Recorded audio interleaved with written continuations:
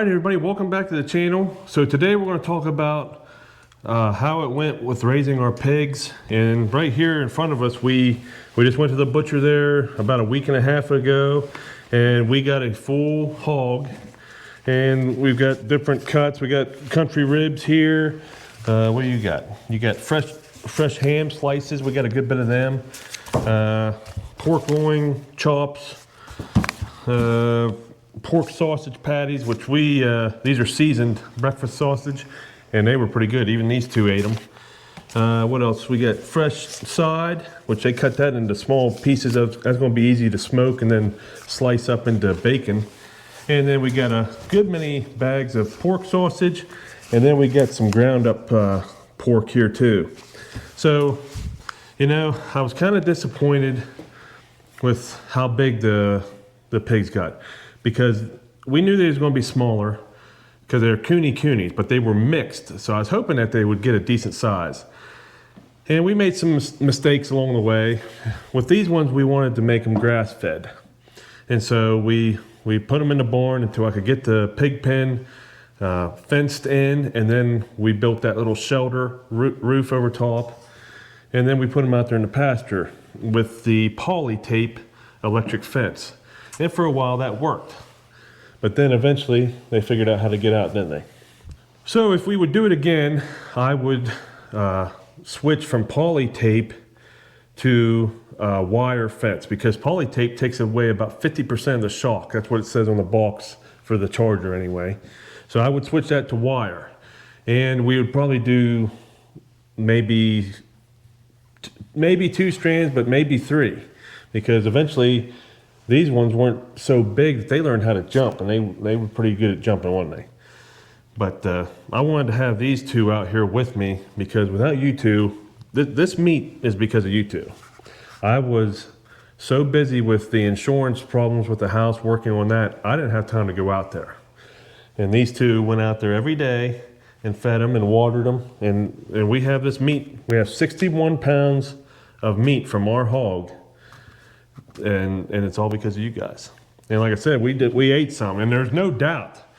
It's kind of a tricky thing, because there's no doubt that was some of the best sausage we ever ate. Kelsey usually has to doctor up her sausage a little bit to eat it. She just ate it plain, and she really liked it. So there's no question. But the thing is, most people want to charge a high price for grass fed, and I just couldn't do that, because we're selling to family and friends, and we sold all 6 of them. Like I said, we kept 1 for ourselves, but we did sell all 6 of them. But it was just one of those things, we didn't want to overprice them. So I think in the end we lost money again, but it wasn't as bad as last year. But like I said, moving forward, we're gonna change some things if we do it again. And I don't think I'm going to go with coonies anymore. They just don't get big enough.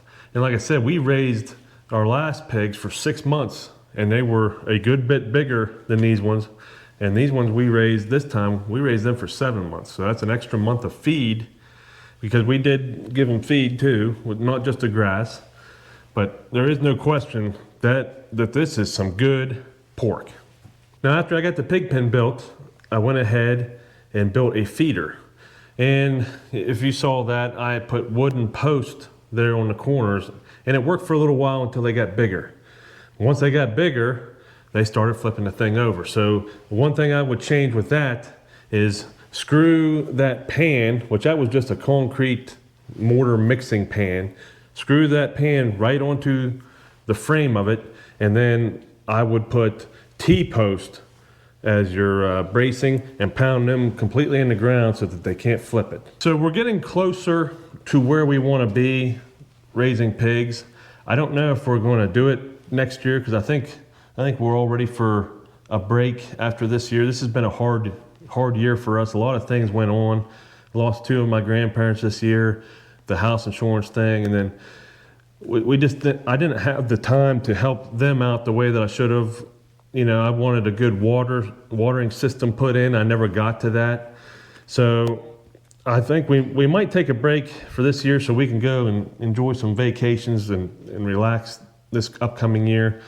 But I definitely want to do it again because I still think pigs are one of the best returns you can get from your investment if you do it right. And we're working that, we're perfecting that. But I think in the end, and nothing beats eating this pork knowing that it was raised here on your farm. That's just a neat feeling, isn't it?